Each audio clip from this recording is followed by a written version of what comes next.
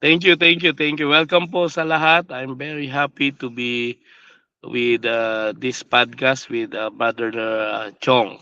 It's okay, I will call you Chong. Yeah, yeah, no problem. All right. Before we dive in, President, kindly introduce yourself briefly, no, starting from where you were born and then siguro from church leadership mo. Okay. Actually, I was born in Manila City in 1978. And my parents, I was born in the Covenant because my parents got baptized when I was 7 in 1985. They were baptized in Buendia Chapel then. Then when in 1986 I was baptized in Panay Chapel. We are active in the church even though my father worked as in overseas contract work in Saudi Arabia for more than 10 years. My mother is really the one who is pushing us, including my siblings, we are four, to go to the church. We never miss going to the church during that time. And I never been in serve in a mission, but I still been active in the church. I served as a branch president when I was 22 years old, Mhm. as a state president in the age of 33, and a mission leader with my wife Ami when I was 44 years old. Right now, we are serving as a temple worker, Oh, institute teacher, and Sunday school in the Word as a Sunday school presidency. We still continue to make contact with our uh, missionaries, and we are happy. all right. That's all that I can say regarding it. Okay. Thank you for that brief introduction, President. Let's dive in, President, when the time, relate to us the time when you were called as mission leaders.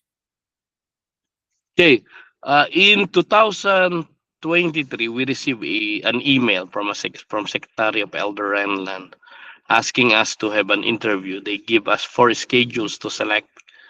When I and Sister Fernanda have a discussion, what date are we going to select? I said we agreed na kunin natin yung mas Maaga. earliest because we feel ano talaga eh, may nervousness eh. Yeah, yeah. Why are we going to be interviewed by Elder Renland? So that's in the late October of 2023. So when we selected the schedule, then we have an interview with Elder Renland, and he asked so many questions regarding us and even our family. And he said, Brother Fernandez, Sister Fernandez, this is an exploratory interview. Mhm. If you will receive another interview in the coming weeks, then you will know why. Mhm. But if not, even to the next year, it's this is just an exploratory interview. So after that, we already at ease. But after a week, we receive another email from Secretary of President Nelson. He wants to talk with us also. So we don't know. But when President Nelson, I said to myself, it is not President Nelson who will interview us because he's already 98 during that time. Mhm. So when the time comes for the interview, then it's a Zoom meeting. On the monitor, it's another guy. I said, yes, it's not President Nelson. And then that guy said, I'm just here to set up your meeting. President With your Nelson is yes. just waiting on the other room. And then, boom, President Nelson. So it was really an That, overwhelming experience, right? yes, yes. Actually, that's the one of the most spiritual experience that we have. Mhm. No, President Nelson is already aged on during that time, but during the interview, you will feel that he knows you, even though they know the Mhm. information of about us. But those questions that he asks are very, very personal, and he is like really talking to you as a friend, Mhm. and we really love it. Actually, to the time na when President Nelson extended the call, I was still overwhelmed that I cannot answer. Sister Mhm. Fernandez just said, answer President Nelson. And I said, yes, President, we're ready. So he extended the call as a mission leader to an English-speaking mission. During Mission. that time, they didn't told us the assignments. Where is Mhm. our assignment? And he said that it will be in the middle of December that we will Mhm. receive our mission call. So it was really a privileged president dahil prophet na siya at that time, right? Yes, he is a prophet during that Yeah. time. And when I asked some of our batchmates, they Yes. are surprised that Yeah. President Nelson is the one who extended the call to us. So, Yeah. all right. So very unforgettable and very ano talaga yan soul ano ba ang tawag natin yan? anyway, anyway, Yeah. let's go to your mission experience now, President. I know you're working with so many missionaries. Like how many at one point in time, President? Ilan The sila? per Yeah, the highest number that we have when we came is 220 missionaries. Wow. That's the young missionaries. Mm. We have about 20 senior missionaries Missionaries. Okay. and 3 service missionaries during that time. At the time. It's Okay. very overwhelming. The number is very overwhelming. That's why when the Cebu mission was divided in 2024 with the Dumaguete, Mm. it It was your is time the pala. yes, it's during our time that it was Time. divided. Mm-hmm. So about 30% of our missionaries went to Dumaguete, Magete. and Yeah. the remaining 70 stayed in Cebu. And then Mm. they added another district from Cebu East that goes to Cebu Mission. Okay. So parang you lose some, you gain some. Mas Yes. marami sigurong nawala or mas maraming nadagdag? Mas maraming nawala. Okay. Talagang we went down to almost 160 missionaries from Mm. 220. All right. So dealing with this young missionary president, how did you counsel them in times of their discouragement? For example, when they're far away from home or they have some doctrinal issues. What counsel did you or what support did you give to them, President? It's very normal that you will hear from them and they experience it, especially when they are already in the field. But always, I tell them to the first interview that I have with them is I always tell them to find joy in the mission, Mhm. because that's important. They are the one who will also declare joy to the people. You cannot declare joy if you're not also have joy. So I counsel them, if there will be rejection, turn it into redirection. Directory. All right. Rejection means Right. redirection. Direction. That's a good one. Yes, it doesn't mean that it's an end. There's a Mhm. redirection. The Lord is telling you there is something prepared for you. Mhm. Don't be discouraged with this many things happening in the mission. Yeah. So I for sure you are not doing this alone, President. In fact, you are called as mission leaders, right? So Yes, yes. how did you and your wife as mission leaders strengthen your marriage relationship in terms of leading these missionaries? Thank you very much for that question. It's a wonderful question. This is maybe others don't know that, but me and Sister Fernandez are both set apart as a mission Mhm. leader. Okay. It means Sister Fernandez can receive also inspiration or Relation. revelation Mhm. during our call. But I am the one who is leading or presiding.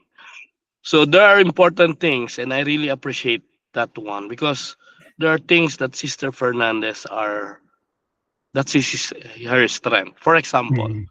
sickness of missionary. I am not a Yes. doctor. Sister Fernandez is not also a doctor, but he knows how to take care Mhm. a sick child. Yes. So so he is a master of that.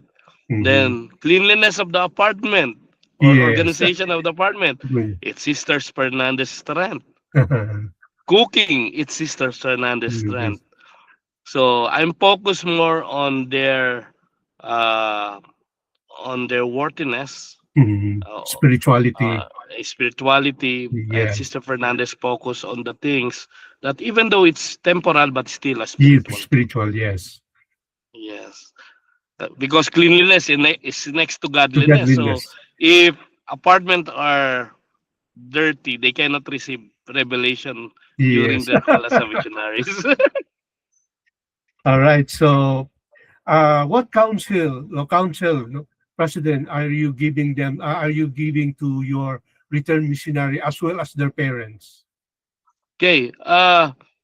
I always have exit interview with them, appreciating Mhm. the things that they have learned. But one thing that I will not uh, miss to give the counsel is really to get married. Mhm. Don't rush, but don't procrastinate. I know they need to balance it. Where's the Uh, balance? But through inspiration and through uh, prayer, they will find the answer. I always tell them, go to the temple and you will receive the answer. I have the moral authority to tell them to get married early because I get married at the age of 20. And I mhm. never been a wayward member of the church Members because of church. early marriage. I Yes. was I become more stronger because there is someone Mhm. who is supporting me to maintain my spirituality. There is someone who is my companion to reach the beginning in an end in mind, which is the celestial. Mhm. You cannot do it alone. I know there are lots of things that will be a challenge to them after the mission is study, work, family, friends, many things. But you can do it even you are married. Mhm. And the good thing is there is someone who will support you in your goals in life. It's better to have a goal with someone you will spend with the Mhm. rest of your life. And to the parents, president. And to the parents, please support them. I know it's very hard to let go. Even us, because Yes. we have a return missionary. Scenarios now. When we have a discussion, because right now he has a girlfriend, and we are expecting that sooner or later he will get married. And Sister Fernandez, I'm not ready. I know you're not ready, but let's support whatever the plans they have, and we are still here to help them if All they are right. struggling, and we will not say, oh, you're already married, just go on with yourself. But no, we still support them.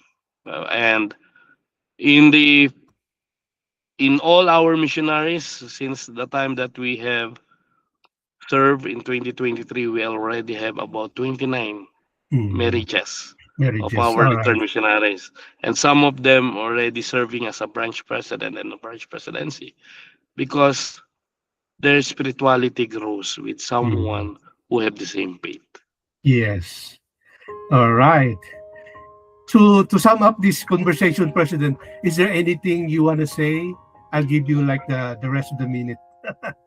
Okay, thank you, Brother John.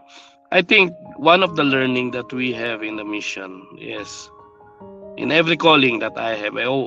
Some people think that you are being called because you need that call. Mhm. You are needed. You are needed. You did, yes. Really, there's something, some reason you need that call. And I know when I was called as a stake president, branch president, and mission leader, I need that. Because of those calling, my spirituality grows. Because of the calling as a mission leader, our relationship become more stronger.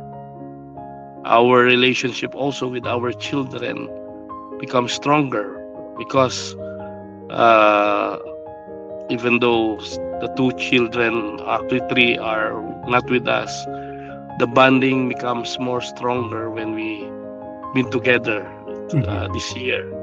So I think if there will be calling that will be extended to us, even though we think we're not ready, Mhm. the Lord knows that you are ready, and we Mhm. are just here to accept it. And accepting it means you need that calling. All right.